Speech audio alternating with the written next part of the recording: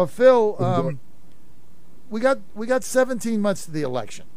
Okay, you got a contingent out there like me. I want to get into ballot harvesting. I want mail-in ballots. I want to follow up on the mail-out ballots for Republicans. I want to flood drop boxes. I want early voting. Okay, a lot of people say no, we can't do that. Still vote on game day. I don't believe that's a winning strategy when you give them 50 days to vote and we get 9 hours. But that's just me. Phil Klein, you've been involved in this thing from day one. We got 17 months. What should we do? Well, I think you're right, John, that we have to recognize that the rules of the game in many ways have changed since the last century. And we do need to engage in better voter identification and voter turnout. At the same time, we need to change our policies to prevent what happened over the past 2 decades. And what has happened over the past 2 decades that is wrong is that government has partnered with the private sector to privatize our elections. And John, we've spoken about this before. There are billions with a B, multiple, over 10 altogether, in which organized labor, nonprofits, and government have worked together, conspired together is another way to put it, to turn the urban core election centers into partisan campaign turnout centers, and also to eliminate transparency in the election. And it's vitally important that we restore that transparency. And honestly, our policies aren't ready for that. We are working to awaken people to it. It's difficult to get people's attention in this environment where everybody's focused on the latest and the last rather than what has happened over a period of time and also what they must do. There's no vision in our policy making. So that's where our primary concern is as we move forward. There's still a lack of understanding of this nonprofit privatization network that's tied into organized labor. So, okay, but we got 17 months, right? And I'm now switching gears to solutions, because if we don't win in 25, if we don't win in 24, if Trump doesn't win in 24, you and I both know we have no country. What do you say to your daughter, your grandchildren? We have no country. We're done, right? So we got 17 months. We've talked about what the issues are. Well, so John, what do we do between now and then?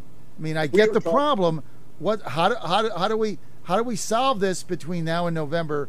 Now in early voting, basically, which is by September of 24. Well, you've identified what the party must do, but I'm talking about solutions. I'm talking about policy solutions. And this nation has not awakened, nor have conservatives, to what needs to be done. Look, it's common sense. I'll just give you a common sense example. A majority of our ballots now move through postal processing centers. And those postal processing centers determine whether the ballot is valid or not by the stamp on when they're received and their delivery. There should be observers within the postal processing centers. All through American history, you have allowed both parties to be in the counting room to see how ballots are managed, and now we move a majority of our ballots through a center that's run by an organized labor union that clearly endorses leftist candidates. And nobody's in there to see what's happening. And in fact, to demand to right now with the Biden Department of Justice, you get threatened as being some type of a vote suppression artist or something. So that's just one example that is clear that a child could understand it needs to be changed so that we watch these ballots and on how they're handled and whether they should be counted. But we have no laws to address it. I can go on and on with examples like that. We have to think more deeply, we have to think more strategically, and we need to engage this. We're doing all that we can to educate legislators about what must be done. And most of it occurs at the state level. But I'll tell you what, our policymakers and those in the media have failed to focus on this, failed to understand it, and failed to articulate common sense changes that need to be done. So we've got a whole host of legislation. So what can we do? Well, we need to start identifying that we haven't fixed the problem. People keep saying all we need is poll watchers, where it makes no difference if a private company is processing ballots and poll watchers aren't allowed there.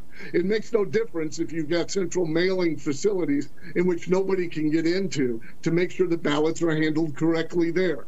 It makes no difference that if private money that is micro-targeted to turn out Democrat voters goes into government election offices and they treat those voters and ballots differently. It makes no difference. You have to step in and change the laws, and we haven't done that in most of these areas. So saying we haven't fixed policy is one thing that needs to happen, John. American Voters Alliance and with Atlas 11 and others, we've drafted up this model legislation. We need to get it passed.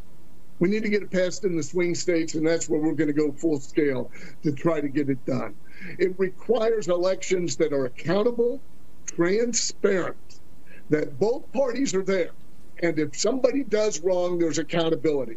Many of our laws don't even have any type of remedy for violation. They can violate the law all day long, and there's nothing you can do about it. So we're trying to fix that.